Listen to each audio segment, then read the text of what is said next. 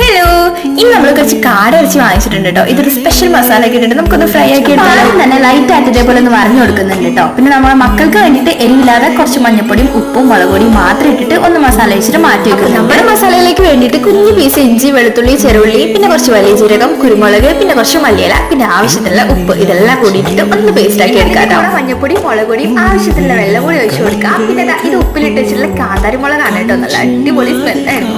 അതുകൊണ്ട് ഇതാ ഒരു സ്പൂൺ ഇട്ട് കൊടുത്തിട്ടുണ്ട്. ഇനി നമുക്ക് നന്നായിട്ട് നമ്മുടെ കാടയിറച്ചിലേക്ക് ഇതൊന്ന് പിടിപ്പിച്ചു കൊടുക്കാം. പിന്നെ ഇത് നല്ല ക്രിസ്പ് ആയിട്ട് കിട്ടാനും വേണ്ടിയിട്ട് കുറച്ച് കോൺഫ്ലോർ കൂടി ചേർത്ത് കൊടുത്തിട്ടുണ്ട് കേട്ടോ. ഇനി നമുക്കൊരു അരമുക്കാൽ മണിക്കൂർ ഒന്ന് റെസ്റ്റ് ചെയ്യാൻ വെക്കാം. അരമണിക്കൂർ മൂപ്പര് റെസ്റ്റ് ഒക്കെ എടുത്ത് ചട്ടിയിൽ കയറിയിട്ടുണ്ട് കേട്ടോ. ഇനി ലോ ഫ്ലെയിമിൽ ഇട്ടിട്ട് തിരിച്ചു മറിച്ചൊക്കെ ഇട്ടിട്ട് നന്നായിട്ടൊന്ന് കുക്ക് ചെയ്തെടുക്കണം കേട്ടോ. അതാ നമ്മുടെ കാട ഫ്രൈ നല്ല അടിപൊളിയായിട്ട് റെഡി ആയിട്ടുണ്ട്. അങ്ങനെ നമ്മുടെ കാട ഫ്രൈ ഒക്കെ കൂട്ടിയിട്ട് ചോറ് കഴിക്കാണ് കേട്ടോ. നല്ല ടേസ്റ്റ് ഉണ്ടായിരുന്നു. അപ്പോൾ ഇനി കാടയിറച്ചി വാങ്ങിച്ച സമയത്ത് ഇതേപോലെ മസാല ഇട്ടിട്ട് ഒന്ന് ഫ്രൈ ആക്കി നോക്കണം. നിങ്ങൾക്ക് ഇഷ്ടാവും കേട്ടോ. അപ്പൊ ശരി, നെക്സ്റ്റ് വീഡിയോ ആയിട്ട് കാണാം.